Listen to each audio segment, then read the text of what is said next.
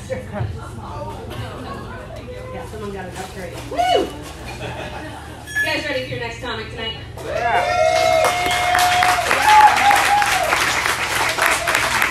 Woo! You two made no noise whatsoever.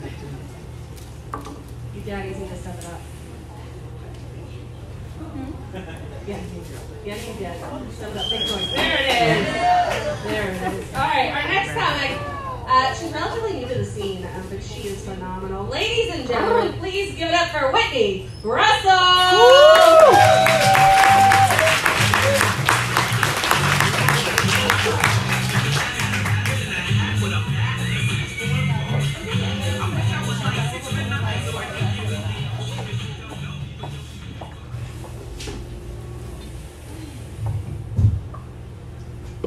I do wish I was 6'9". Unfortunately, I'm only 5 foot even. Don't check me though. I might be like 4 foot 10. How's everybody doing? Woo! How is everyone doing?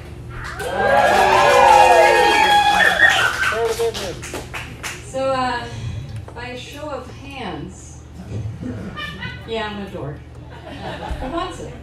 By a show of hands, who here wakes up to one alarm? No one wakes up to one alarm. One person. You wake up to one alarm. 2. Oh, there we go. It's a little better. 3. Okay. 4. All right. Well, you guys are psycho. Either that or you have a very happy life. Who wakes up to 2 or 3 or 4 or 5 alarms? So everyone else. Okay. So like me. So I wake up to like 3 alarms, right? But it's not because I just hit snooze and go back to sleep, right? So the second alarm, I contemplate my life, and I'm like, do I really need my job? Do I need money? Should I just prostitute or be a prostitute or something? And the third alarm, I just take my phone and I chuck it up against the wall and break it. So then I have motivation to go to work and make more money and buy another phone. So let me tell you how my parents met. You guys want to hear that? It's a fun story. So my dad was a cop at the time, and he decided to go get a drink after work. So he spotted this cute bartender, aka my mother. And he was flirting with her a bit, and we decided he had a shot with her. He went up to her and he was like, hey, so think about asking you out on a date if you lost about 10 pounds off of your ass. Ballsy, right? And then she said, you know, I can always lose weight, but you can't do anything about your height. He was short. And so then he handcuffed her, like a gentleman often does, and he forced her out on a date. And that, my friends, was how I was conceived. So I work as an embroidery operator. Does anyone know even what that is? It's so fancy sounding, isn't it? Yeah. I basically tattoo clothes, you know. So one group of customers came in, and they were in a Bible study group, right? And Steve knows. They were in a Bible study group, and this lady had a jacket, and I was getting ready to embroider it, and then I saw a thong underneath it that she left for us. I think she just like put it in the dryer, and all the static got stuck. And so there was just this thong underneath.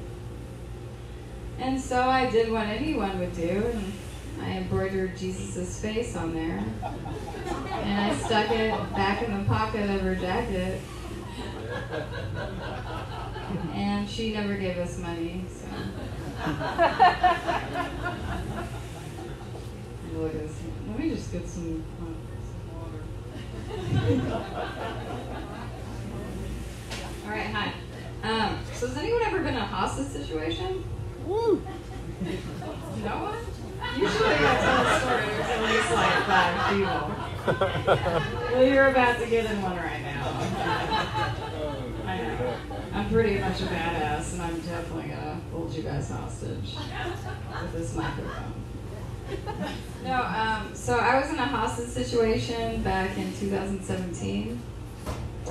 I was in a small town of Kansas, right? And this guy came in, he was all hyped out on what I thought was pre-workout, but it turns out it was just meth. And so he comes in and he's like, I'm feeling a little bit depressed. Do you have any vitamins to offer me? I was like, well, I got a Happy Pills, St. John's wort, vitamin B, or you can just have sex with me. And none of those options worked. So, I don't know why. I'm an asshole, right? And so he's chit-chatting, trying to distract me, like men often do. And then a lady comes in, and so I help that customer, right? And then I notice that the guy's in the back room with my coworker. I was like, that's kind of strange, isn't it? So I decided to be a little badass bitch, and I went back there to see what was up, right? I gotta go protect my coworker, like any lady would do. And so I go back there, and we're all having like a regular conversation, you know. And he's like, how's life? You know. And then all of a sudden, it got really weird, and he looked at us, and he was like, hey guys, will you please hide me from the cops? Please hide me from the cops. He had to be polite, obviously. And we were like, no thank you. we don't hide people from cops. That's not quite in our job description. And then he decided to ask us again, like we would change our mind, you know. Like, oh, sorry, I just got to pay a raise. Yeah, I'll hide you from the cops. We got you. We hide criminals, you know. Oh, I forgot to mention, this place was called Vitamin World. I don't give a shit, it's closed down. So I was thinking it seemed a bit suspicious, right? I'm like, well, what a badass bitch do in this situation? And so I saw a pair of scissors next to me when he wasn't looking, and I was like, I put them in my back pocket, right? Just gotta use that. I will stab a man's eyes out. And I'll do it. I'm short, but I'm violent. So then he looks at me and he was like, hey, can I take you to the bathroom, please? And I go, no, I don't even go to the bathroom with guys I like. Do you? So anyway, so we're in the bathroom together, and he's got this like tight squeeze on me, right? We're like sitting on a little tiny toilet. He's got this tight squeeze on me, and I was like, I kind of like this. I'm kind of into this. It's been a while since I've been touched. I'm married, right? And, so I decided with like the hostage situation and all, I had all this time. So I decided to get to know him a little better, right? And I was like, so what do you do for a living? Is this it? Are you a criminal? Or what? He's like, are your eyes hazel? I really like those no teeth you have. It's really sexy on that. That's my preference, actually. And I don't think that he was quite feeling that fierce connection, right?